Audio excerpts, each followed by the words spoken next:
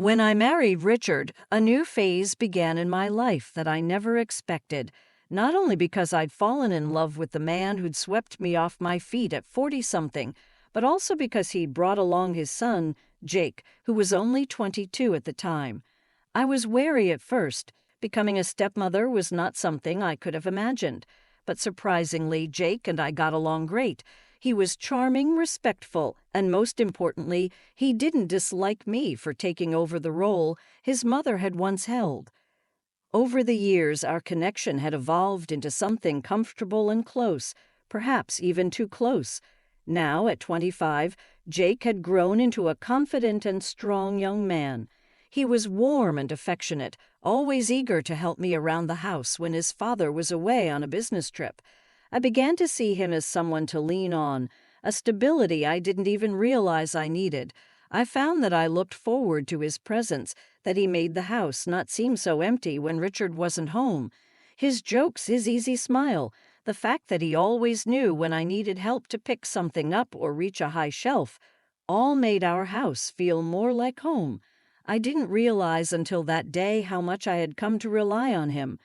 But there was one day that changed something between us. The memories of it are still vivid, the kind that don't want to fade.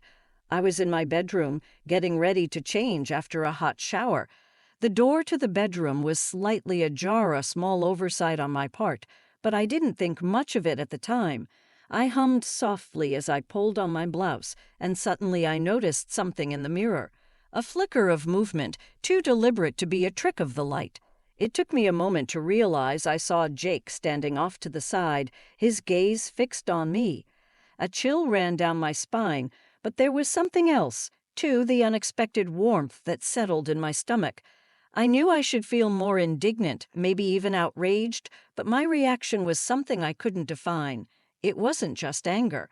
I felt a spark, a thrill that stunned me, a feeling I hadn't experienced in a very long time. It was a feeling of being seen, of being wanted, that both terrified and excited me at the same time. I turned around and caught his gaze as it widened with realization. His face flashed a crimson color, and he quickly stepped back, trying to hide in the shadows of the hallway. "Jake," I called out, my voice sounding sharper than I wanted it to. He froze, backing away slowly, his eyes avoiding mine, as if he'd been caught doing the most horrible thing imaginable. And yet his body language spoke of something else: curiosity, embarrassment, perhaps even desire.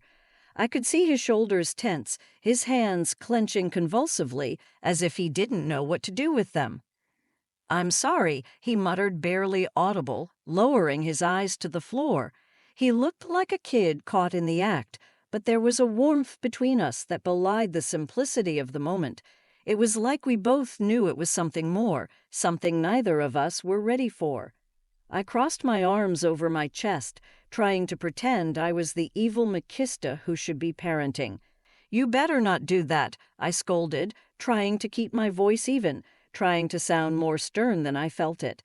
I should have told him how wrong it was, should have sent him away with a more direct reprimand. But instead I just stood still, heat pulsing in my lower abdomen, pulse of awareness passing between us that neither of us knew how to handle.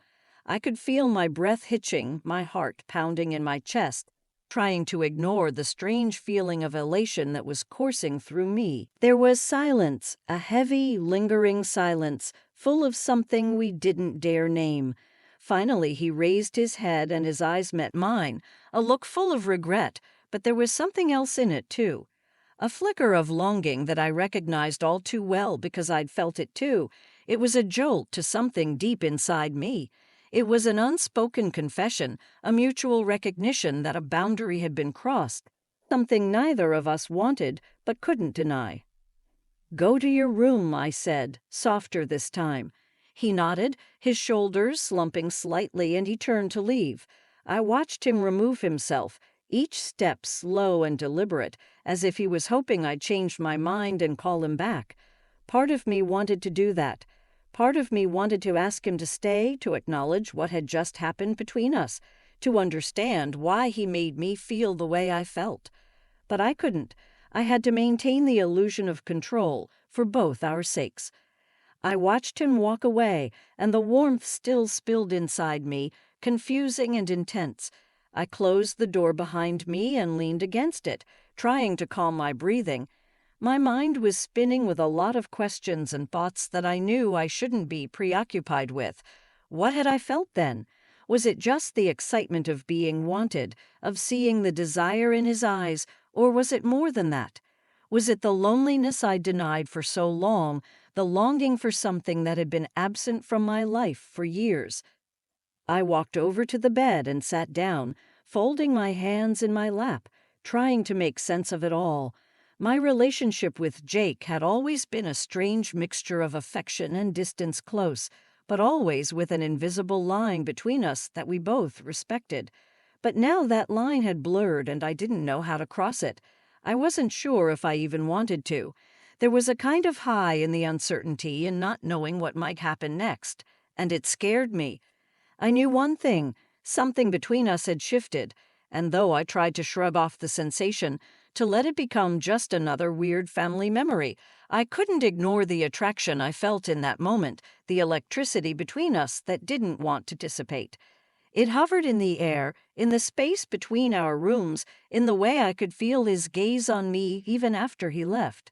I wanted to believe that it was nothing, that it would pass, that we could go back to the way things used to be. But deep down I knew it was for the best.